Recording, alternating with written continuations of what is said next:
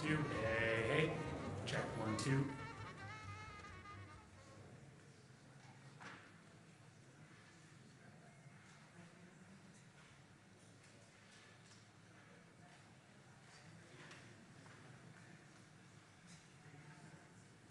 Okay.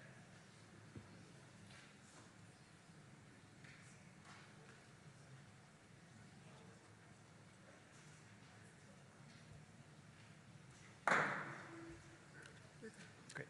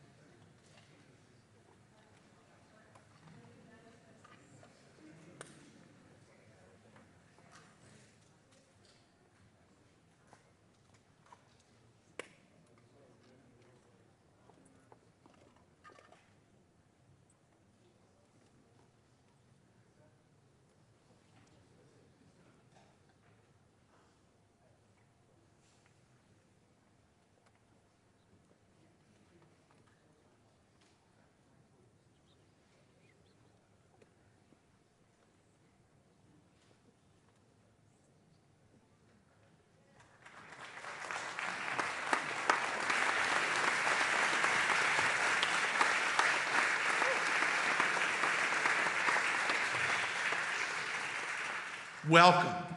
What a great day. It is my great pleasure to welcome everyone to this historic day at Tulane University. I'm especially honored to welcome President Joe Biden and First Lady Jill Biden, whose daughter Ashley is a Tulane graduate, back to campus. Today is an extraordinary opportunity to showcase how Tulane and our nation's research universities are supporting the Biden Cancer Moonshot goal of ending cancer. Tulane professors Quincy Brown and Brian Suma, co-leaders in the ARPA-H-funded project that will be announced today, are taking cancer research to a new level. Thanks to their pioneering work, cancer patients undergoing surgery will know within minutes whether all cancer has been removed from the tumor site, avoiding repeat surgeries. This advance will save countless lives. Mr. President and Dr. Biden, together, you've been relentless champions in the battle to end cancer. Through your creation of ARPA-H, you have inspired and empowered the research community to take risks that can produce transformative changes in cancer research and care. Today, we are celebrating some of the results of your tireless commitment. Please join me in welcoming President Joe Biden, First Lady Jill Biden, and Tulane's Dr. Quincy Brown.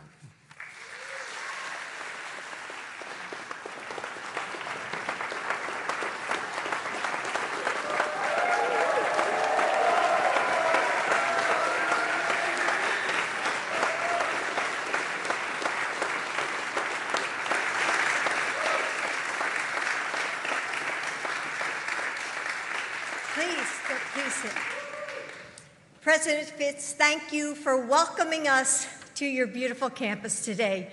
And I heard it was freshman orientation on top of all this. So Joe and I are so familiar with that first day here in New Orleans, where the heat sort of just hits you in the face. But that's okay. And I want to thank the press for being here, because without your being here, you give people hope, because they're going to hear about the amazing things that they're doing here at Tulane. And that will give people at home, people that read the newspapers online, that will give them hope. So thank you for being here. You know, it's great to be back in New Orleans, where scientists and researchers are at the forefront in this fight against cancer. And whenever I meet with cancer researchers and scientists, one thing always stands out. It's their relentless optimism.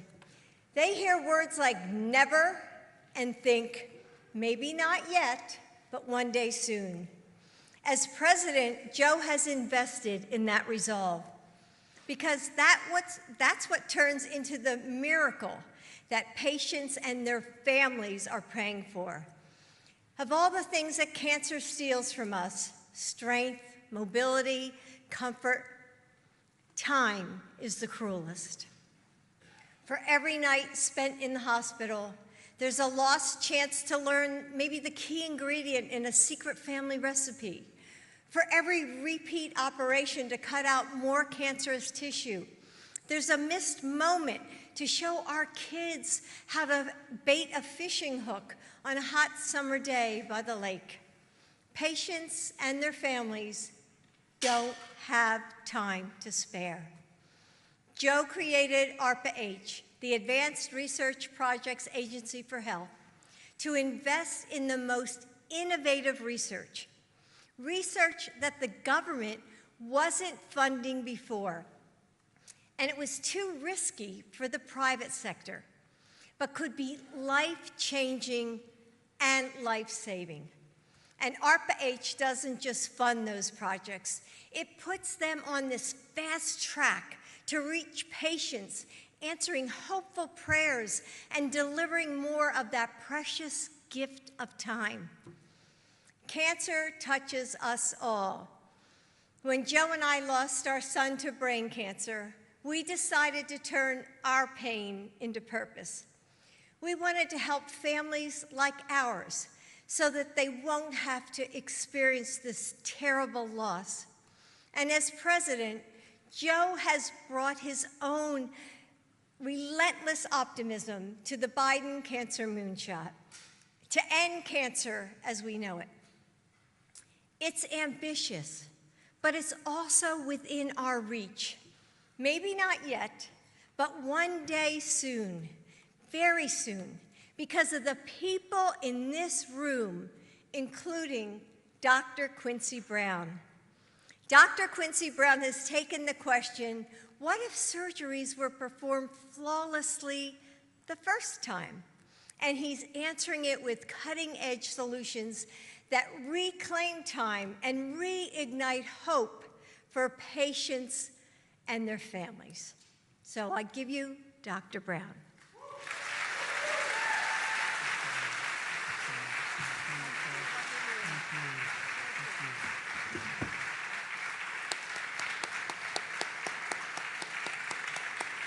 Thank you all. Mr. President, Dr. Biden, distinguished guests, colleagues, friends, and family. On behalf of our research team, I would like to personally extend my sincerest gratitude for your presence here today. It is one of the greatest honors of my life to be asked to stand before you. Today, we are embarking on a new project as part of the ARPA-H Precision Surgical Interventions Program, along with several amazing teams from around the country. Together, we will be tirelessly working to transform cancer surgery as we know it for every American.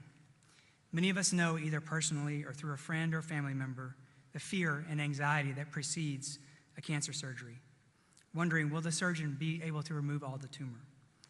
It's a hard job, one which is made harder by the fact that there are no good technologies that can help them to determine during the surgery whether it's been successful, but rather days later, when it is too late to change the surgery. This often means that patients have to come back for another surgery or harmful procedure, and extends the chance and the worry that their cancer will come back. Cancer is hard enough. We should at least be able to give surgeons and patients the peace of mind and positive health benefits of a successful surgery every time. That is the goal our team is working toward, and the one that has motivated much of my career efforts for the past 18 years. Mr. President, 8 years ago, just across town, at the Convention Center, I was in the audience at the annual American Association for Cancer Research meeting when you gave an inspiring speech soon after the announcement of your cancer moonshot. So I'm a lifelong space geek, and so I love the idea of a moonshot for cancer.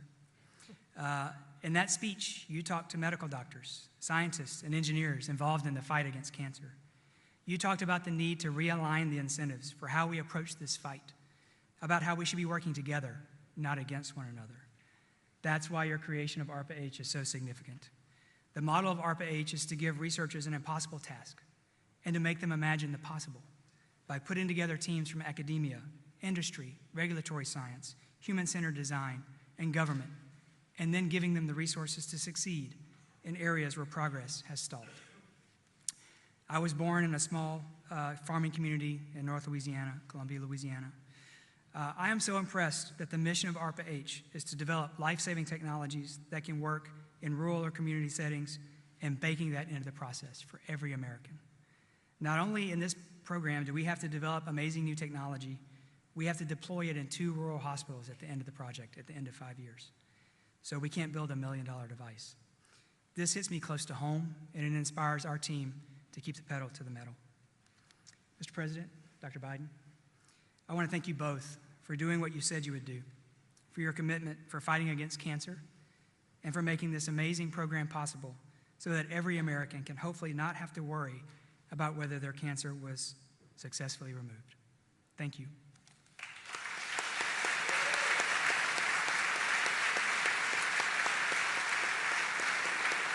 Now, it is my great honor to introduce to you the President of the United States of America, Mr. Joseph R. Biden.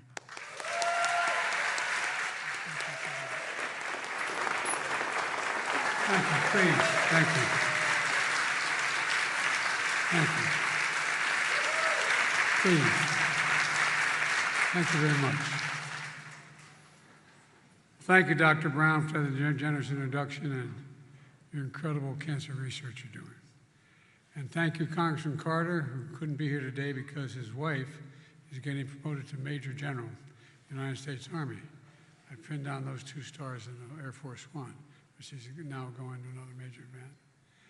You know, the fact is that they're an incredible family, as all of you are.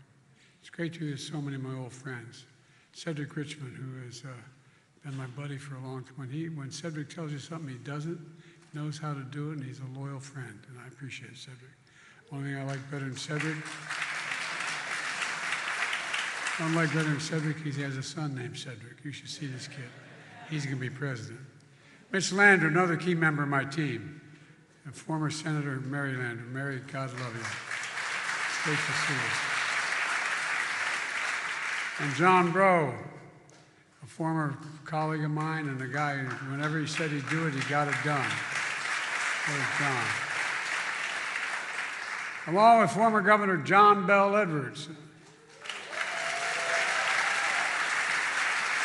Members of my White House team, Director, Office of Management and Budget, Shalonda Young is a Louisiana girl, and she runs the show my way. She controls all the money. She secured funding for everything we're doing.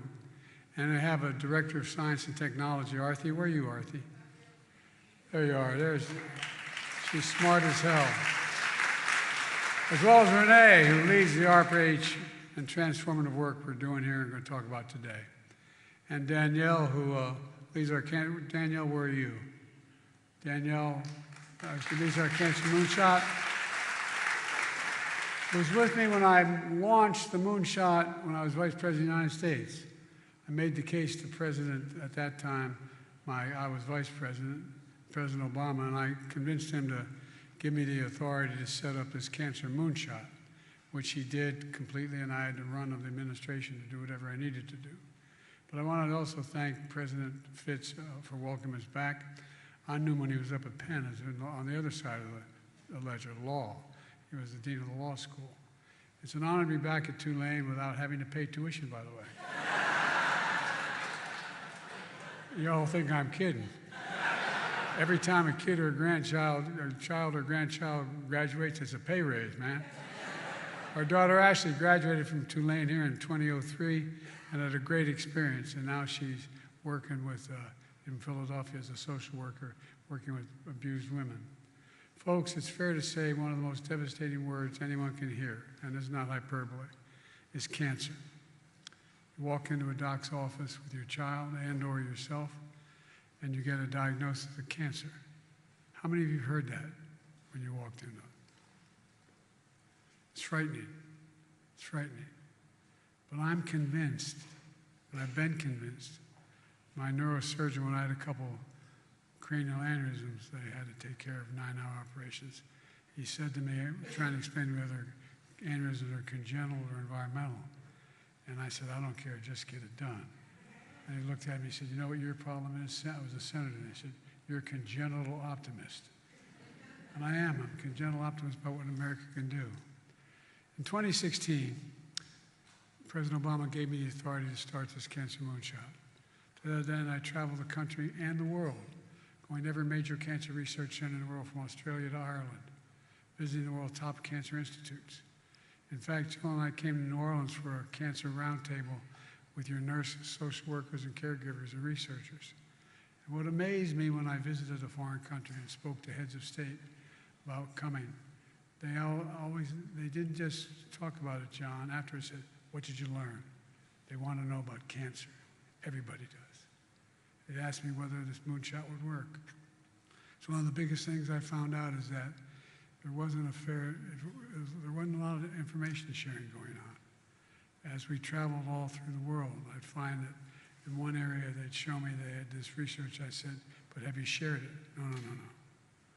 They were not sharing the information, even though funding from the federal government when given required sharing, but it wasn't happening. Too many docs walked by that mirror and looked in and saw a Nobel Prize about to be won. I'm not kidding. It really angered me. Scientists weren't sharing the results with other scientists. That's one of the first things we tried to do, is break down the silos so the information was available to everybody. When we were out of office, I knew there was a lot to do, but so we stay engaged. So when I decided to run for president in 2020, I was determined to set up something called ARPA-H, Advanced Research Projects Agency for Health. The idea is, as the elected officials here know, it's not new. There's an outfit called DARPA, Defense Department's Advanced Research Projects Agency, that drove breakthroughs in everything from the internet to GPS and so much more, because that's all it focused on, I wanted something that did nothing but focus on cancer. ARPA-H does for biomedicine what DARPA does for technology, driving breakthroughs to prevent, detect, and treat diseases including cancer, Alzheimer's, and diabetes, and so much more. When Jill and I reignited the cancer moonshot in our administration, we were determined to launch this new outfit called ARPA-H, and that's what we did. Imagine using mRNA vaccines to kill cancer cells. Imagine tackling exactly how a tumor changes over time so doctors can adapt treatments and stay ahead of the cancer as it changes. Imagine applying artificial intelligence to identify existing drugs that can target scientific mutations in rare cancers. Imagine clinical trials that bring innovation to all communities. The nationwide data system allows us to learn from the experience of more patients and more docs around the world and here in the United States. And it breaks down the research silos. This is not a thing we want to keep information, we want to share it. All of these are being pushed through by ARPA-H, which has so far committed more than $400 million to ending cancer as we know it. And a year ago, ARPA-H set its sights on a big idea, calling on researchers and innovators to pioneer new techniques and technologies to make cancer removal more precise, accurate, and successful. Imagine cancer surgery that removes all the tumor the first time without harming healthy cells. Compare that to today. As all of you know, cancer surgery is an incredibly challenging procedure. It takes the best surgeons in the world, and it takes its toll on families. As Jill said, it steals time. It steals away hope. Our family knows the feeling as many of you do. The surgery happens, then you have to wait a week or more to see if the tumor was removed fully. That anxiety waiting and the unknown is just excruciating. But today, we're a step closer to relieving that burden on patients and families. Today, we're announcing $150 million ARPA-H funding for some of the nation's cutting-edge cancer research institutions. That includes right here at Tulane University.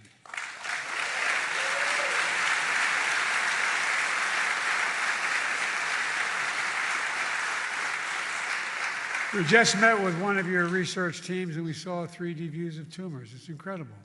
It's a roadmap doctors can follow during surgery, unlike anything they've seen before. And right now, surgeons determine how to remove cancerous cells and protect vital organs, nerves, and blood vessels without a clear view of them. A lot of it's a little bit of really educated guesswork, but not positive. The funding we announced today will help get these tools into the operating room to visualize tumors right away instead of having to wait for days and weeks and maybe reopen the patient to go back in. It's a promising step to reduce the need for follow-up surgeries and improve treatments. Outcomes are better will be better all across the board. And we're moving quickly because we know all families touched by cancers are in a race against time. It's all part of our goal of our cancer moonshot to end cancer as we know it and even cure some cancers.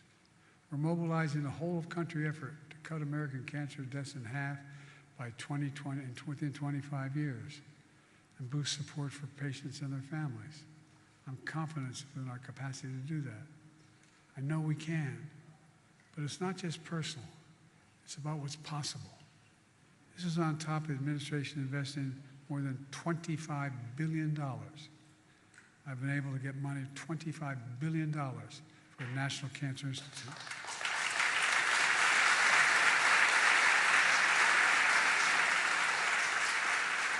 That's an increase of more than $4 billion in just 4 years.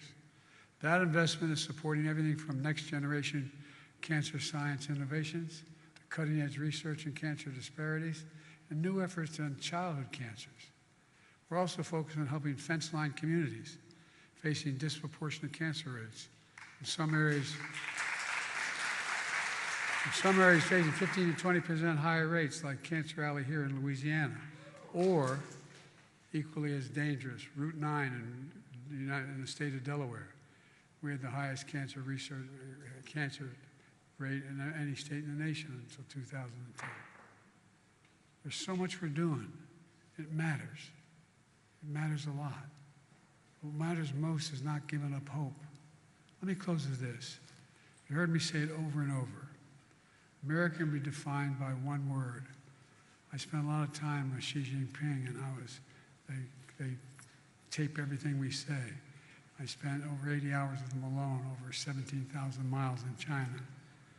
And we were in Tibet, near Tibet. And he asked me, can I define America for him?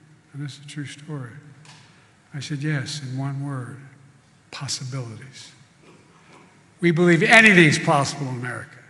Anything we set our mind to is possible. We are the land of possibilities. That's who we are.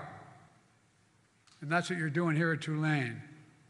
There's still more to do, but we know we can do it. We just have to remember who we are. We're the United States of America. I mean this from the bottom of my heart.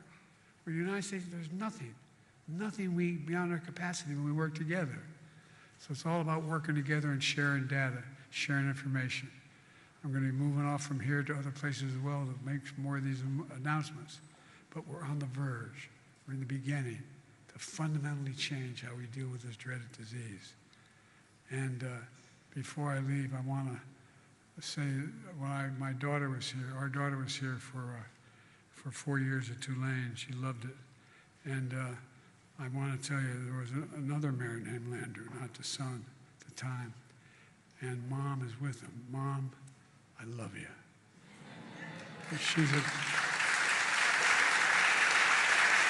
Mrs. Landry is one of the finest women I've ever known in my life. I love you, Mom. Keep me in your prayers. Thank you. God bless you all, and may God protect our troops. Thank you, thank you, thank you.